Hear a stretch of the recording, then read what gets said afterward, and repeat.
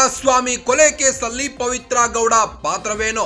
ಪವಿತ್ರ ಪಾತ್ರದ ಬಗ್ಗೆ guarantee news ನಲ್ಲಿ ಇಂಚಿಂಚು ಮಾಹಿತಿ. ರೇಣುಕಾಸ್ವಾಮಿಯನ್ನ ಬೆಂಗಳೂರಿಗೆ ಕರೆಸಿದ್ದ ಪವಿತ್ರ ಗೌಡ. ತನ್ನ ಅತ್ಯಾಪ್ತ ಪವನ್ ಮೂಲಕ ಆಪರೇಷನ್ ಸ್ವಾಮಿ ಮಾಡಿಸಿದ್ದೆ ಪವಿತ್ರ. ಚಿತ್ರದುರ್ಗದಿಂದ ಸ್ವಾಮಿಯನ್ನ ಬೆಂಗಳೂರಿಗೆ ಕರೆಸಿದ್ದೆ ಪವಿತ್ರ ಗೌಡ. ಪವನ್ ಮೂಲಕ ಚಿತ್ರದುರ್ಗದ ಡಿ ಬಾಸ್ ಫ್ಯಾನ್ ಸಂಘದ ಕಾಂಟ್ಯಾಕ್ಟ್.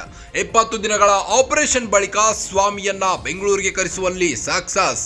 ಇದ್ಯಾವುದೇ ವಿಚಾರ ದರ್ಶನ್ಗೆ ಹೇಳಿರಲಿಲ್ಲ ಪವಿತ್ರ ಗೌಡ. ಪವಿತ್ರ ಗೌಡ ಹಾಗೂ ಪವನ್ ಇಬ್ಬರಿಂದಲೇ ಸ್ವಾಮಿಯನ್ನ ಕರೆಸೋಕೆ ಪ್ಲಾನ್. ಡಿ ಗ್ಯಾಂಗ್ ಜೊತೆ ಸೇರಿ ರೇಣುಕಾಸ್ವಾಮಿಯನ್ನ ಕರೆಸಿದ ಪವಿತ್ರ ಗೌಡ. ಬೆಂಗಳೂರಿಗೆ ಕರೆಸಿದ ಮೇಲೆ ನಟ ದರ್ಶನ್ಗೆ ತಿಳಿಸಿದ ಪವಿತ್ರ. ಶೆಡ್ಗೆ ಹೋಗಿ ಚಪ್ಪಲಿಯಲ್ಲಿ ಹೊಡೆದು ಸೇಡು ತೀರಿಸಿಕೊಂಡ ಪವಿತ್ರ ಗೌಡ. ಬಳಿಕ ದರ್ಶನ್ ಜೊತೆ ಮನೆಗೆ ವಾಪಸ್ ಹೋದ ಪವಿತ್ರ. ದರ್ಶನ್ ಪವಿತ್ರ ವಾಪಸ್ ಹೋದ ಮೇಲೆ ಆಗಿದ್ದೇ ಸ್ವಾಮಿ ಕೊಲೆ.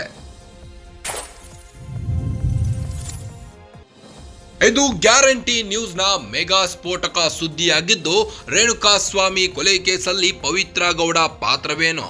ಪವಿತ್ರ ಪಾತ್ರದ ಬಗ್ಗೆ ಗ್ಯಾರಂಟಿ ನ್ಯೂಸ್ ನಲ್ಲಿ ಇಂಚಿಂಚು ಮಾಹಿತಿ ಕೊಡ್ತಾ ಹೋಗ್ತೀವಿ ನೋಡಿ. ರೇಣುಕಾಸ್ವಾಮಿಯನ್ನ ಬೆಂಗಳೂರಿಗೆ ಕರೆಸಿದ್ದ ಪವಿತ್ರ ಗೌಡ. ತನ್ನ ಅತ್ಯಾಪ್ತ ಪವನ್ ಮೂಲಕ ಆಪರೇಷನ್ ಸ್ವಾಮಿ ಮಾಡಿಸಿದ್ದಾಳೆ. ಚಿತ್ರದುರ್ಗದಿಂದ ಸ್ವಾಮಿಯನ್ನ ಬೆಂಗಳೂರಿಗೆ ಕರೆಸಿದ್ಲು. ಪವನ್ ಮೂಲಕ ಚಿತ್ರದುರ್ಗದ ಡಿ ಬಾಸ್ ಫ್ಯಾನ್ ಸಂಘದ ಕಾಂಟ್ಯಾಕ್ಟ್ ಮಾಡಿದ್ಲು. 20 ದಿನಗಳ ಆಪರೇಷನ್ ಬಳಿಕ ಸ್ವಾಮಿಯನ್ನ ಬೆಂಗಳೂರಿಗೆ ಕರೆಸುವಲ್ಲಿ ಸಕ್ಸಸ್ ಆಗಿದ್ಲು. ಇದ್ಯಾವುದೇ ವಿಚಾರ ದರ್ಶನ್ಗೆ ಹೇಳಿರಲಿಲ್ಲ. ಪವಿತ್ರ ಗೌಡ ಹಾಗೂ ಪವನ್ ಇಬ್ಬರಿಂದಲೇ ಸ್ವಾಮಿಯನ್ನ ಕರೆಸೋಕೆ ಪ್ಲಾನ್ ಮಾಡಿಕೊಂಡಿದ್ದರು. ಡಿ ಗ್ಯಾಂಗ್ ಜೊತೆ ಸೇರಿ ರೇಣುಕಾಸ್ವಾಮಿಯನ್ನ ಕರೆಸಿದ್ದಾಳೆ. ಬೆಂಗಳೂರಿಗೆ ಕರೆಸಿದ ಮೇಲೆ ನಟ ದರ್ಶನ್ಗೆ ತಿಳಿಸಿದ್ದಾಳೆ. ಶೆಡ್ಗೆ ಹೋಗಿ ಚಪ್ಪಲಿಯಲ್ಲಿ ಹೊಡೆದು ಸೇಡು ತೀರಿಸಿಕೊಂಡಿದ್ದಾಳೆ. ಬಳಿಕ ದರ್ಶನ್ ಜೊತೆ ಮನೆಗೆ ವಾಪಸ್ ಹೋಗಿದ್ದಾಳೆ.